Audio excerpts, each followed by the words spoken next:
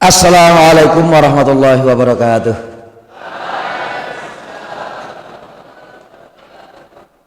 Alhamdulillahirabbil alamin. Wassalatu wassalamu ala asrafil anbiya'i wal mursalin Muhammadin wa ala alihi wa ashabihi ajma'in. Asyhadu an la ilaha illallah wahdahu la syarikalah wa asyhadu anna Muhammadan abduhu wa rasuluhu la nabiyya ba'dah. Allahumma sholli ala Muhammad wa ala alihi wa ashabihi ajma'in, amma ba'd. Pertama, mari kita selalu panjatkan puji syukur kehadirat Allah Subhanahu wa taala atas segala nikmat yang telah diberikannya kepada kita semua, khususnya nikmat iman dan Islam. Baik, langsung saja. Sore hari ini tema kita Tarhib Ramadan. Hari ini tanggal 23 Sya'ban, iya. Dan sebentar lagi maghrib nanti sudah 24 Sya'ban. Sya'ban untuk bulan ini genap 30 hari. Jadi insya Allah kita nanti memulai puasa itu tanggal 23. Harinya Kamis juga, berarti Kamis depan itu kita sudah berpuasa. Saya tinggal menghitung hari. Tarhib pakai hak atau pakai hak? Rahaba yurahibu atau rahaba yurahibu? Yang atas atau yang bawah? Yang atas. Yang benar yang bawah, pakai hak bukan pakai hak. Lu bedanya apa toh? Bedanya itu kalau pakai hak itu menteror, menakut-nakuti. Rahaba yurahibu atau arhaba yurhibu itu sama. Tapi di sini yang benar rahaba yurahibu pakai hak. Artinya apa? Menyambut dengan keluasan hati, dengan kelapangan dada. Maka Tarhib Ramadan itu kita siap menyambut dengan kelapangan dada, keluasan hati, datangnya bulan Ramadan. Kalau pakai hak, ini ada ayatnya, turhibuna.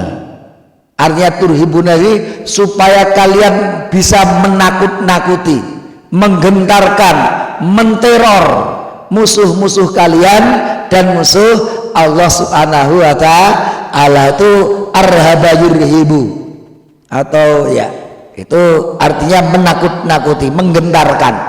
Jadi kalau berperang, umat Islam diperintahkan untuk mempersiapkan pasukannya, mempersiapkan peralatan perangnya untuk apa? Menggentarkan musuh-musuh. Nah, ini persiapan itu.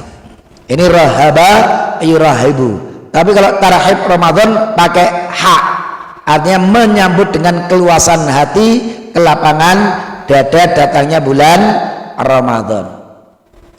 Ramadan berasal dari kata ramidha yarmadhu ramdha'a wa ramadhana, yang artinya panas, menyengat, membakar.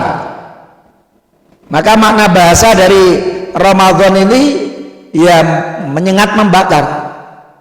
Jadi pas seperti sabda Rasul, man shoma ramadhana imanan wahtisaban ghufira lahu ma taqaddama min dzambi. Siapa yang berpuasa dengan keimanan dan keikhlasan, maka akan dibakarlah habis dosa-dosanya. Sesuai dengan makna Ramadan itu sendiri, ramdha. Lalu bagaimana seharusnya kita umat Islam dalam menyambut kedatangan bulan yang penuh berkah itu? Apa langkah-langkah yang mestinya kita lakukan? Tentunya sejak kemarin-kemarin dan sampai sekarang mesti kita juga sudah melakukan. Apa itu? Berdoa agar kita benar-benar bertemu kembali dengan bulan Ramadan. Karena yang namanya umur itu yang tahu hanya Allah. Orang ketika dipanggil oleh Allah itu tidak harus sakit, sehat saja tahu-tahu ada kejadian, ada peristiwa, meninggal. Paginya hidup sehat, siang atau sore sudah dipanggil oleh Allah. Dan tidak perlu menunggu sakit, tidak perlu menunggu tua. Banyak yang masih muda sudah dipanggil oleh Allah Subhanahu wa Ta'ala. Maka karena umur kita tidak tahu, kita semakin dekat ini, misalnya semakin berharap kita benar-benar bertemu dengan bulan Ramadan. Ini doa Rasulullah. Di dalam satu riwayat, Allahumma ahillahu. Tapi dalam riwayat At-Tirmidzi, Allahumma ahlilhu alaina. Ya Allah, dengan datangnya hilal ini, yaitu hilal Ramadan, hanya dengan datangnya bulan Ramadan, bil yumni, berilah kami rasa aman, rasa nyaman. Doa Rasul, aman, nyaman. Insya Allah kita hidup di pondok ini juga aman, nyaman. Di Indonesia secara umum aman, nyaman. Kita bisa membayangkan kalau umpamanya hidup di Palestina atau di Suriah yang sekarang baru bergulak itu, atau di Ukraina itu tiap hari masih ada bom itu ke masjid, jangan-jangan nanti masjidnya meledak, nggak nyaman. Tapi ketika aman, nyaman, ibadah juga semakin sempurna. Wal iman, ya Allah berilah kami iman dengan datangnya Ramadan. Karena ibadah puasa tidak bisa dilakukan kecuali mereka yang benar-benar beriman. Karena CCTV-nya itu Allah Subhanahu wa Ta'ala. Kalau CCTV pondok itu dialihkan bisa itu, nyorotnya sana dialihkan wono, ya enggak kita itu CCTV-nya itu, atau ditutup dengan apa itu udah bisa hilang itu nanti. Tapi kalau Allah tidak akan bisa ditutup, tidak bisa kita menutup pengawasan Allah Subhanahu wa Ta'ala, dan itu hanya bisa diyakini dilakukan oleh umat yang beriman. Maka orang kalau tidak sholat itu ketahuan, orang tahu sholat Jumat, orang tahu sholat 5 waktu, ketahuan orang itu sholat atau tidak.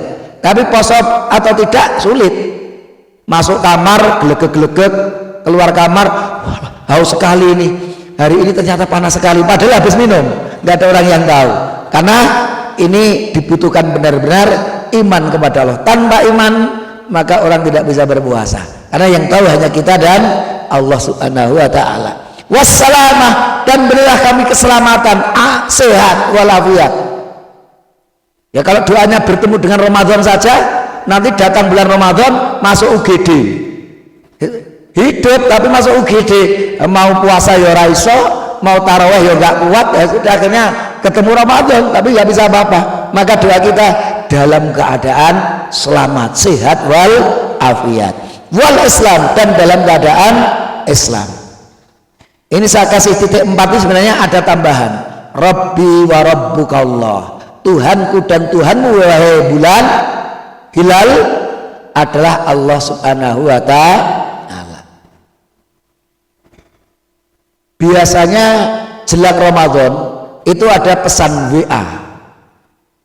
Itu bukan wawasan Al-Quran ya, WA-nya WA HP. Pernah mendengar apa itu keterangan WA seperti ini? Katanya malaikat Jibril mendatangi Nabi Muhammad. Hei Muhammad, aminkan ini, amini kata-kata saya ini. Abaikan puasanya umatnya Nabi Muhammad kalau sebelum puasa dia tidak melakukan 3 hal ini. 1, tidak minta maaf kepada orang tua. 2, tidak minta maaf kepada pasangan yang sudah bersuami atau istri. 3, tonggo teparu, orang-orang sekitar. Kalau tidak melakukan 3 hal ini, abaikan puasanya. Berarti puasanya diabaikan, ini nggak ada pahalanya. Nggak ada pahalanya puasanya itu, diabaikan. Tapi ternyata ini hanya hoax, tidak benar. Keterangan seperti ini tidak benar. Tapi ada yang mirip seperti ini. Hadisnya ada tapi bukan ini, tapi memang ada kemiripan. Nah, ini di dalam Adab Al-Mufradnya Imam Al-Bukhari itu disebutkan. Kemudian di Sunan Al-Kubranya Imam Baihaqi disebutkan. Imam At-Tirmidzi meriwayatkan dengan lafadz yang agak sedikit berbeda. Tapi intinya ini, Jadi ceritanya dari sahabat Abu Hurairah bahwa suatu saat Rasul naik ke atas mimbar, kira-kira mau khutbah Jumat. Tapi di atas mimbar Rasulullah mengucapkan amin, amin, amin, 3 kali amin. Maka qilalahu, dikatakan kepada beliau, wa Rasul, ma kunta tasna'u hadza, mengapa engkau mengucapkan amin, amin, amin, wa Rasul? Waqala, maka Rasul menjawab, qala li Jibril, karena barusan Jibril datang kepadaku dan mengatakan kepadaku, rajma anhu abdin adraka abawaihi au ahadahuma walam yughfar lahu. Rajma anhu abdin adraka abawaihi au ahadahuma, celakalah seorang hamba yang sempat bertemu kedua orang tuanya atau salah satu saja dari kedua orang tuanya itu, lam yudkhilhul jannah, tapi dengan bertemunya orang tua tidak menjadikannya masuk surga. Maka Rasul mengucapkan amin, celaka orang itu. Artinya ini anak-anak yang tidak berbakti kepada orang tua. Maka kita yang merasa kurang atau bahkan tidak berbakti dengan orang tua, mohon maaf kepada orang tua, berbakti kepada orang tua. Bahkan perintah berbakti kepada orang tua itu setelah perintah untuk tidak berbuat syirik. Wa qadha rabbuka alla ta'budu illa iyyahu wa bil walidaini ihsana. Setelah perintah untuk hanya menyembah Allah, tidak menyekutukannya, yang kedua hendaknya kalian berbakti kepada kedua orang tua. Maka di televisi kita pernah dengar ya, atau melihat berita, ada berita seorang anak memeja hijaukan ibunya karena ibunya itu bedol telo di kebunnya.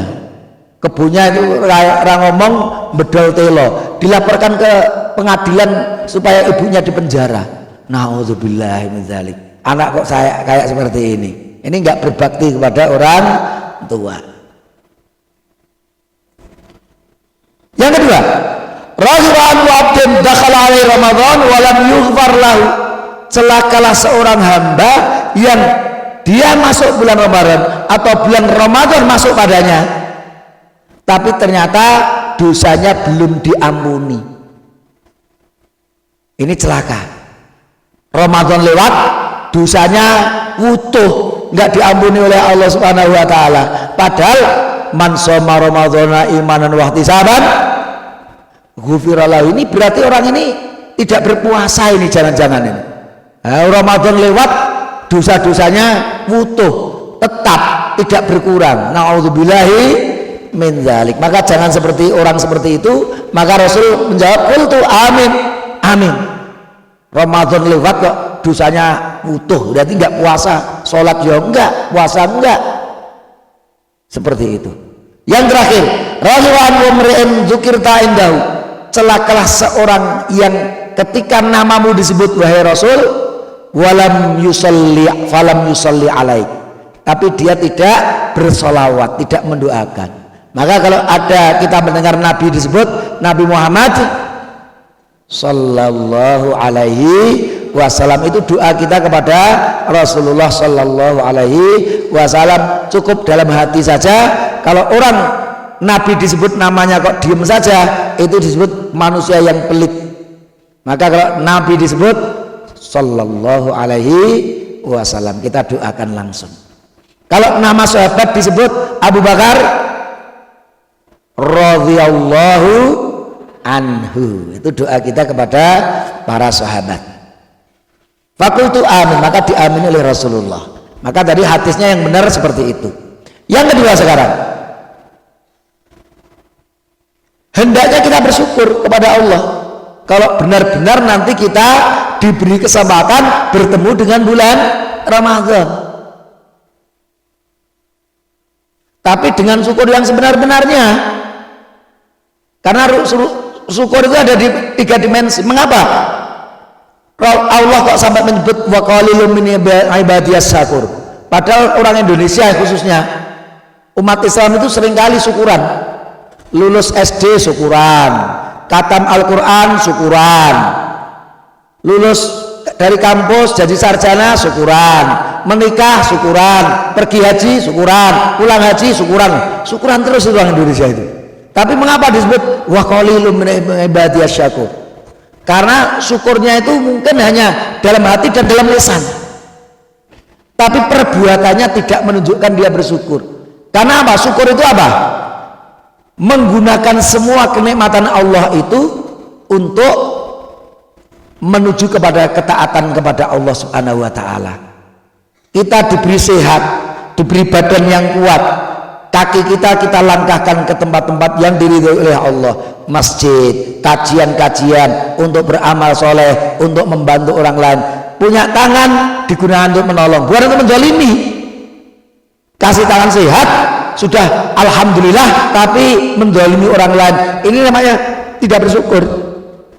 Dikasih kaki yang sehat, langkahnya malah ke tempat maksiat, tidak ke tempat-tempat pengajian, itu namanya kita belum bersyukur kepada Allah.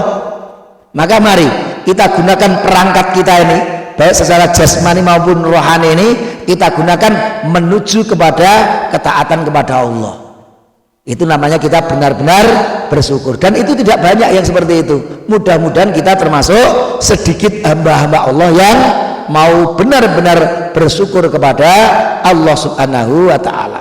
Syukur ada 3 dimensi. Hati kita mengakui semua kenikmatan dari Allah, lisan kita memuji Allah, perbuatan kita menunjukkan bahwa kita mensyukuri nikmat Allah, yaitu untuk ketaatan-ketaatan kepada Allah Subhanahu wa ta'ala.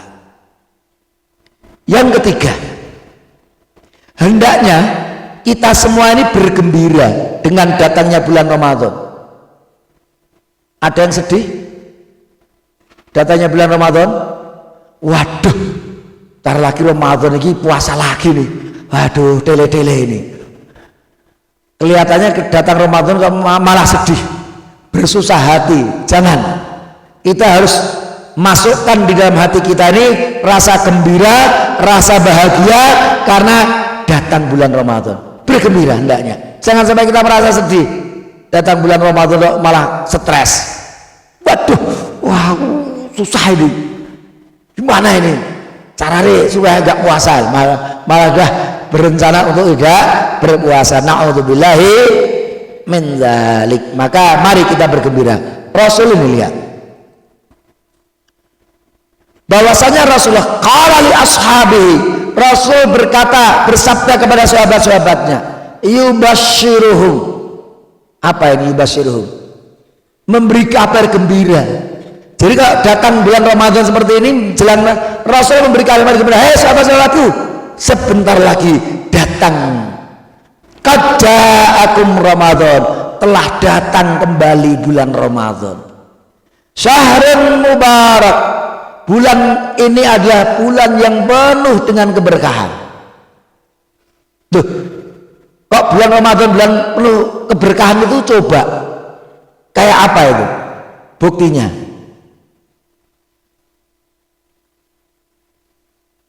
Ternyata Rasulullah menjabarkan, menjelaskan mengapa bulan Ramadan itu adalah bulan yang penuh berkah. Satu, iftaradallahu alaikum siyamahu, karena Allah mewajibkan kepada kalian puasa 1 bulan penuh di bulan itu keberkahan yang pertama. Karena kalau itu kita lakukan imanan wahtisaban, dosa-dosa kita diampuni oleh Allah Subhanahu wa ta'ala, kecuali kalau dosa besar, harus bertobat langsung kepada Allah Subhanahu wa ta'ala. Yang kedua, yang berwarna merah itu, yuftahu fihi abwabul jannah wa yughlaqu fihi abwabul jahim wa yughallu fihi syayati. Pintu-pintu surga dibuka lebar-lebar, pintu-pintu neraka jahim ditutup rapat-rapat, dan setan-setan dibelenggu. Itu keberkahan yang kedua. Loh, buktinya mana? Buktinya setan-setan dibelenggu. Buktinya saya tanya, Kalau di luar bulan Ramadan 1 bulan khatam berapa Al-Quran? Enggak khatam ya? Coba masuk bulan Ramadan. Ramadan kemarin khatam berapa kali? 2 kali, 3 kali. Wah. Tapi kalau di luar bulan Ramadan satu tahun baru khatam, atau 1 tahun enggak khatam. Itulah keberkahan Ramadan. Kalau datang Ramadan khatam Quran paling tidak sekali. Itu begitu berkahnya bulan Ramadan. Qiyamul Lail 1 bulan Qiyamul Lailnya berapa kali? Bolong berapa kali kalau di luar Ramadan? Oh, 1 bulan ya Qiyamul Lailnya 10 kali lah, atau 3 kali. Tapi kalau bulan Ramadan kemarin bolong berapa kali? Waduh saya bolong 3 kali bolong 3 kali itu rodo piye gitu ya, kayak gimana, waduh kemarin nggak bisa penuh itu, bolong 3 kali aja merasa agak menyesal. Padahal kalau di luar Ramadan bolongnya kabeh. Kalau Ramadan 3 kali nggak sholat aja terasa ada yang kurang. Waduh saya kemarin bolong sekali itu. Wah kalau bisa sebenarnya itu bolong sekali aja kerosok. Itulah keberkahan bulan Ramadan. Semua amal-amal soleh itu lebih terasa ringan. Tapi kalau kita bertanya di pasar-pasar klewer dan macam-macam itu ya, kok masih banyak orang yang tidak berpuasa ya? Katanya kan setan-setan dibelenggu. Kok masih banyak orang yang tidak berpuasa? Baik, setan itu sebenarnya ada 2 macam ini. Setan itu ada yang berasal dari jin, dan setan itu ada yang berasal dari manusia. Jadi setan itu bukan makhluk, tapi setan itu adalah sifat yang selalu mengajak kita menantang atau menentang aturan Allah. Kamu tulis surah lupa saya, surah apa itu?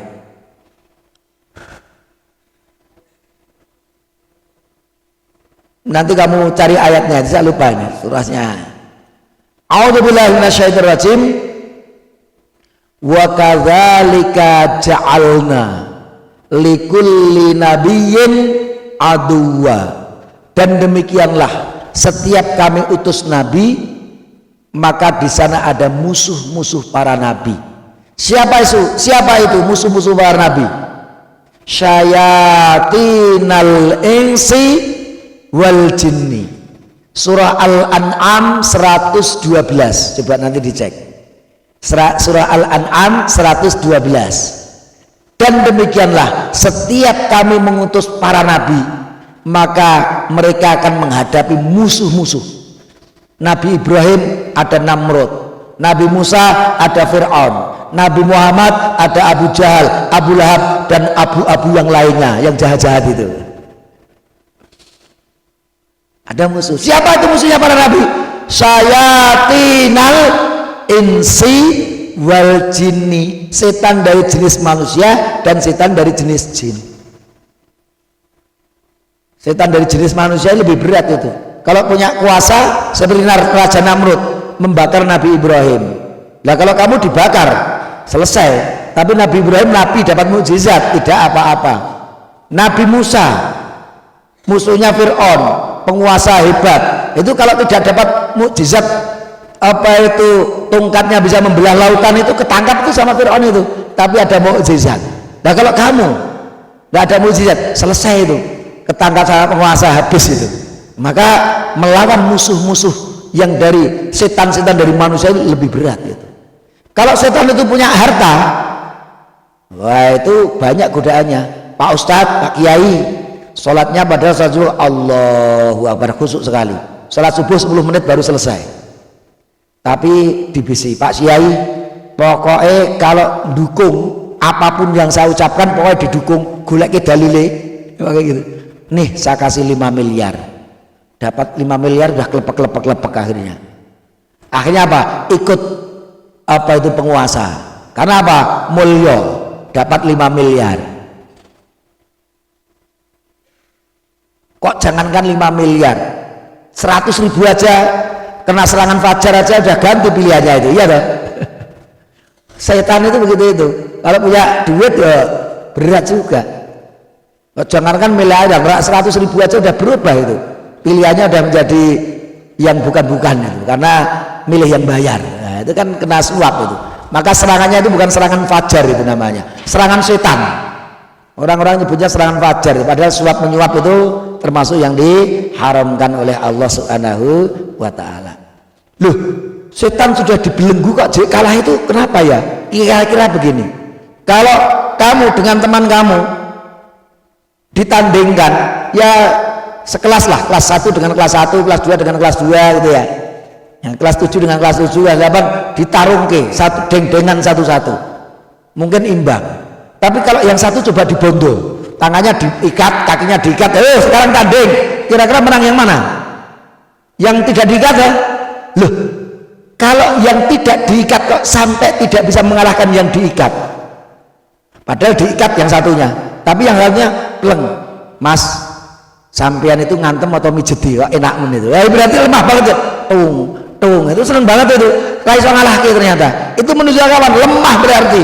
Maka setan sudah dibelenggu kok ternyata masih tergoda, berarti iman kita benar-benar lemah tadi. Oh, setan harus dibelenggu kok raiso ngalahke itu loh, kan itu kan musuhnya si bondo raiso ngalahke, itu artinya lemahnya kita. Kalau kari ngantem nih raiso itu ngalahke itu, guyu malah musuh kita itu ora loro. Jenengan tuh mijeti apa ngantem nih penak men, kayak anak umur 1 tahun ya ngantem ono rakroso itu kenapa lemah itu, nggak punya tenaga. Sama kita nggak punya iman, goda sedikit kelenger satu. Tapi memang penggoda kita itu bukan hanya setan, juga hawa nafsu, karena manusia itu selain punya akal dan hati juga punya hawa nafsu. Dengan hawa nafsu itu manusia diuji oleh Allah Subhanahu wa Ta'ala, maka kita harus mengendalikan hawa nafsu kita. Boleh tertarik dengan lawan jenis tapi dengan nikah, boleh kaya raya tapi dengan cara yang halal, boleh berkuasa tapi jangan nyuap, harus dengan cara-cara yang diridhoi oleh Allah Subhanahu wa Ta'ala. Ini artinya apa? Nafsunya harus dijaga, jangan sampai melanggar aturan Allah Subhanahu wa Ta'ala. Nafsu itu ada 3 macam. Yang paling rendah itu nafsul ammarah, innan nafsala ammaratum bisu. Ini udah ngajak berbuat maksiat terus ini. Jadi kalau berbuat maksiat itu turunnya ya angler. Kenapa? Nafsul ammarah. Ini harus diajarkan agama, harus dipahamkan agama lebih baik lagi supaya meningkat jadi nafsul lawwamah. Wala uqsimu bin nafsul lawwamah. Nafsul lawwamah itu lebih baik sedikit. Kalau kita berbuat maksiat, kita berbuat buruk, sudah ngingatkan, kamu salah, tapi besok melakukan lagi, kamu salah, sudah mencela itu, sudah mulai mencela, ada rasa menyesal ketika melanggar aturan Allah itu udah lebih bagus. Tapi harus ditingkatkan lagi supaya menjadi an-nafsul mutmainnah. An-nafsul mutmainnah ini kalau mau melanggar aturan Allah, stop, enggak, itu melanggar aturan Allah.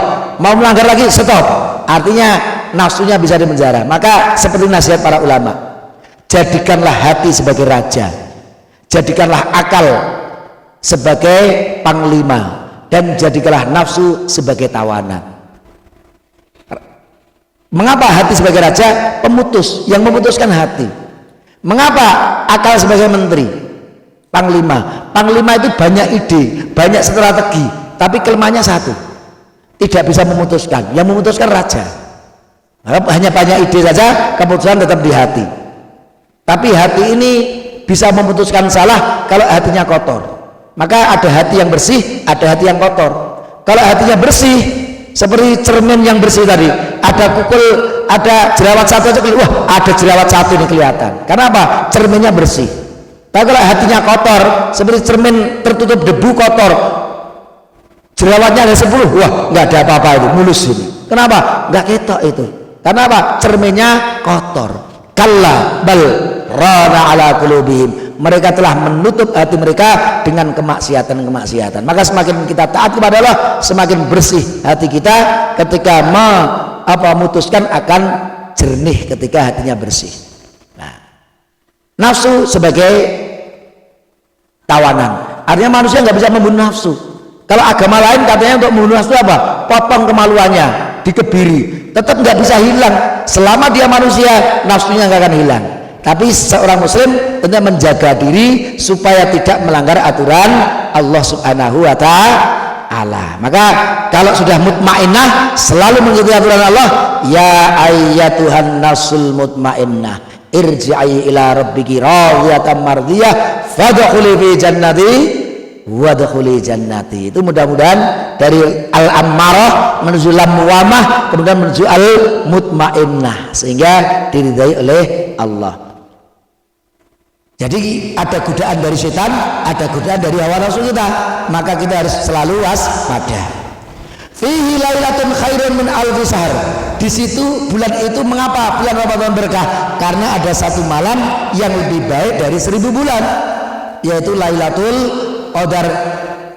Syahrul Ramadan alladzi unzila fihil Qur'an. Bulan Ramadan di mana Al-Qur'an diturunkan oleh Allah dari Lauhil Mahfuz ke Sama'id Dunya Baitul Izzah. Fi Sama'id Dunya itu jumlatan wahidatan. Tapi dari langit dunia Sama'id Dunya kepada Rasulullah lewat malaikat Jibril berangsur-angsur kurang lebih 23 tahun. 10 tahun di Mekah, 23 tahun di Madinah. Tapi dimulai di bulan Ramadan. Maka Allah juga berfirman, inna anzalnahu fi lailatul qadar.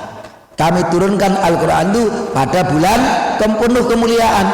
Jadi Lailatul Qadar itu di bulan Ramadan, karena Al-Quran turunnya di bulan Ramadan, dan Lailatul Qadar itu ada pada bulan Ramadan. Kami turunkan Al-Quran pada Lailatul Qadar, padahal Al-Quran diturunkan di bulan Ramadan.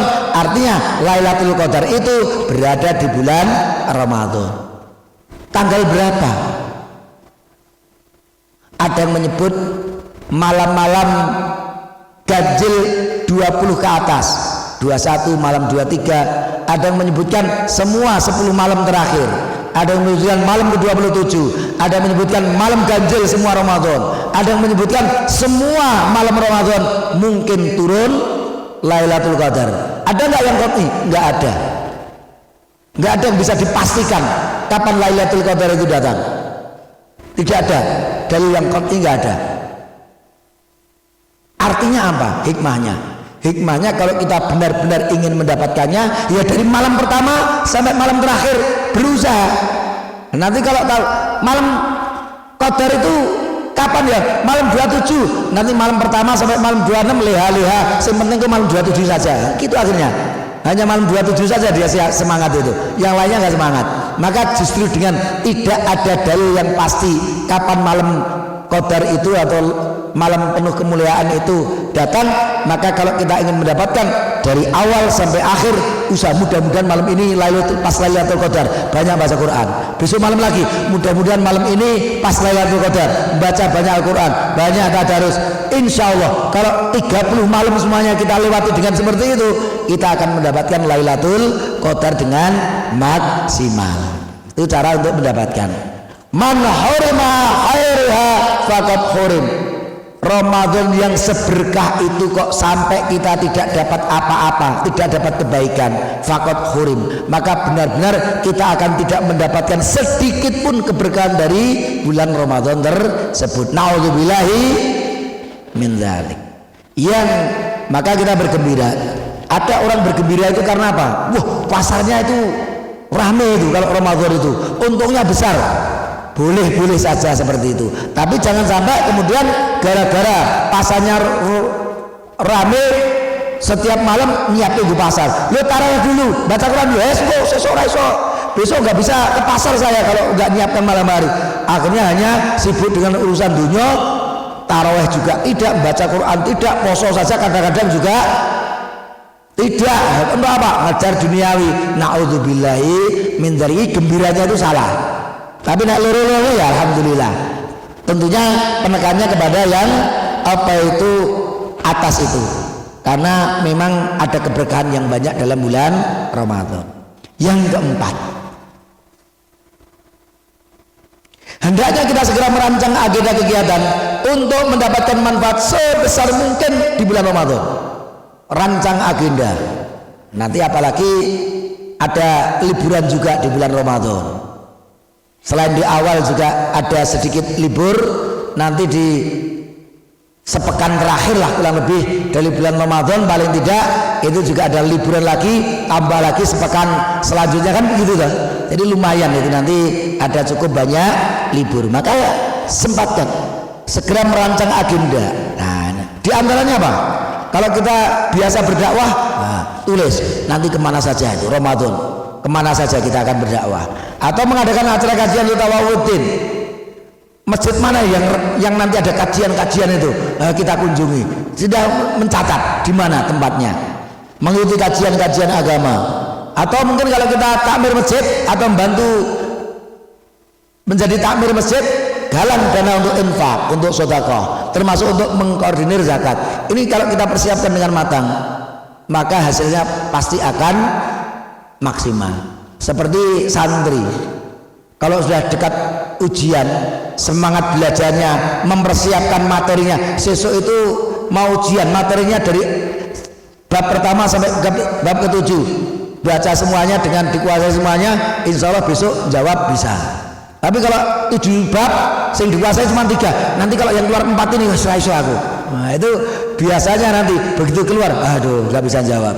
Maka semakin sempurna persiapannya, pasti semakin maksimal nilainya. Itu sama, kalau kita ingin pahala yang maksimal di bulan Ramadan, persiapkan dengan matang. Mudah-mudahan semakin maksimal yang kita dapatkan. Yang kelima, hendaknya kita bertekad untuk mengisi waktu Ramadan dengan ketaatan. Tentunya puasa itu nggak bisa tidak ini, karena kalau laki-laki nggak ada yang udzur. Ada yang datang bulan nggak ada ya, nggak ada. Kalau santriwati mungkin sudah ada yang haid. Kalau laki-laki masuk haid nggak ada. Maka sempurna insya Allah 1 bulan penuh, kecuali kalau pas sakit, itu tentu sakit berat itu boleh diganti di hari yang lain. Baca Al-Quran, syukur khatam 1 kali atau 2 kali, tapi jangan hanya ngejar target. Jangan begitu, tetap tartil. Alif lam mim, zalikal kitabu la raiba fihi, hudal lil muttaqin. Baca, kalau perlu perhatikan maknanya. Tidak tahu artinya, apa tuh artinya? Lihat keterangan. Kalau kita membaca tartil, mengetahui artinya, itu semakin tertancap dalam hati kita, semakin memahami Al-Quran untuk nanti bisa dilaksanakan atau dipraktekkan. Membaca Al-Qurannya berkualitas, jangan hanya baca diseret, pokoknya targetnya 1 malam 1 juz, tapi ternyata bacanya nggak tartil. Ya ini ya ada pahalanya, tapi tentunya tidak semaksimal kalau kita membacanya tartil dan memahami makna-makna Al-Quran yang kita baca tersebut. Banyak bersedekah yang dilakukan Rasul. Salat tarawih jangan ketinggalan. Berusaha mendapatkan Lailatul Qadar. Insya Allah nanti juga biasanya di mahat kita yang ingin iktikaf nanti daftar saja, nanti di koordinir. Nanti biasanya ada juga yang iktikaf di mahat kita, ya silahkan nanti untuk mendapatkan pahala yang maksimal di bulan yang penuh berkah ini.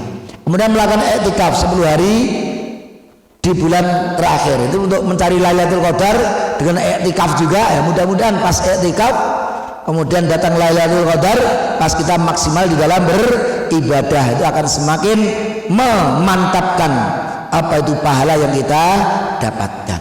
Yang keenam, hendaknya kita berusaha untuk mempelajari hukum-hukum semua amalan ibadah di bulan Ramadan.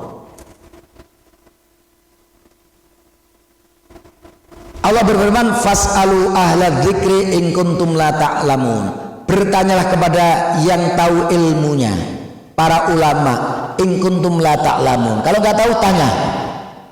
Paling tidak kalau Ramadan itu yang harus kita kuasai apa? Rukun-rukun puasa, sunnah-sunnah puasa. Apa itu yang dimakruhkan? Apa itu dalam puasa?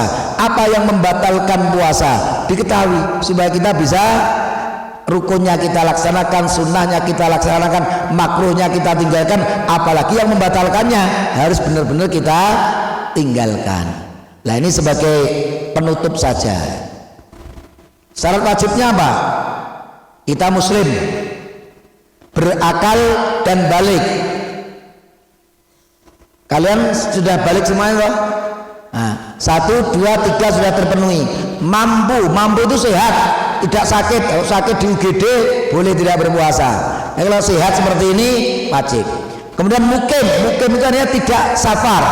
Kalau pas pulang liburan panjang, pulang ke Kalimantan atau ke Sumatera, wah ini berat, itu boleh hari itu tidak berpuasa, diganti di hari yang lain. Tapi kalau mukim seperti ini nggak ada udzur, wajib untuk berpuasa. Kalau wanita ditambah satu lagi, suci dari haid dan nifas. Karena kalau wanita haid batal. Seorang wanita sore-sore begini bulan Ramadan, kok tahu-tahu datang haid, batal puasanya. Dengan datangnya darah haid itu tadi, puasanya batal. Kalau nanti malamnya ada haid, maka besoknya berarti tidak berpuasa seperti itu. Kalau dalam keadaan haid, rukunnya apa? Niat, berniat untuk berpuasa, cukup di dalam hati saja. Kemudian menahan dari yang membatalkan, tidak makan, tidak minum, berhubungan suami istri bagi yang sudah berkeluarga. Kemudian juga apa semua yang membatalkannya dari terbit fajar sampai tenggelam matahari. Kalau itu kita lakukan, insya Allah poso kita sudah sah. Tapi kalau ingin sempurna pahalanya, tidak sekedar sah, tapi pahalanya sempurna, tambahkan yang sunnah-sunnah. Apa? Sahur. Dan sahur itu dilakukan diakhirkan. Rasulullah itu menurut ceritanya Zaid bin Thabit, itu antara selesai makan sahur sampai adzan itu sekitar qadra khamsina ayah, seperti kita membaca 50 ayat. Maka di ijtihadi para ulama, membaca 50 ayat itu kira-kira ya sekitar 10 menit. Jadi maka kita kasih tanda imsak. Itu biasa Rasul itu kalau berhenti sahur sampai datangnya adzan itu sekitar membaca Quran 50 ayat. Di ijtihadi ya sekitar 10 menit. Maka sebenarnya 10 menit jeda antara sahur dengan adzan itu kebiasaan Rasul, maka itu yang afdol. Tapi masa imsak itu 10 menit itu hanya lampu kuning. Kalau kita makan masih boleh sampai datangnya adzan subuh, itu berarti sudah terbit fajar. Begitu adzan subuh maka sudah terbit fajar, saat itulah kita sudah tidak boleh makan dan minum lagi, kecuali kalau rodo karipen glegak sudah imsak, tangi-tangi imsak, lari ke dapur terus niate gini, baru makan 1 20 kok ternyata azan, lanjutkan saja. Tapi segera dilanjutkan, terus minum langsung puasa boleh. Nah, kalau jam 4 sudah siap-siap, jangan begini, saya nunggu biar azan dulu. Enggak, jangan. Kalau memang kita punya waktu segera makan, jangan sampai keburu azan subuh. Menyegerakan berbuka, begitu azan langsung ambil air, paling tidak air. Kalau nggak ada cemilan-cemilan, air untuk membatalkan nantinya untuk berbuka. Wah, kok dari isya saja, tidak baik. Yang paling baik begitu azan segera. Gimana caranya kalau kita berbuka? Azan dulu, bagaimana? Ambil air atau ambil makanan, apa yang diucapkan? Bismillahirrahmanirrahim. Makan cemilan, minum. Setelah makan minum baru berdoa. Zahabadz zama'u wabtallatil uruqu wa thabatal ajru insyaallah. Zahabadz zama', dahaga sudah hilang. Wabtallatil uruq, kerongkongan sudah basah. Wa thabatal ajru, dan mudah-mudahan pahalanya sudah kita dapatkan dari Allah. Lah belum minum, belum makan kok zahabat zama, sudah hilang haus. Kapan minumnya kalau sudah hilang hausnya? Bismillah, minum dulu, makan dulu. Di tengah-tengah makan kita berdoa, karena kerongkongan sudah basah, sudah tidak lapar dan haus lagi.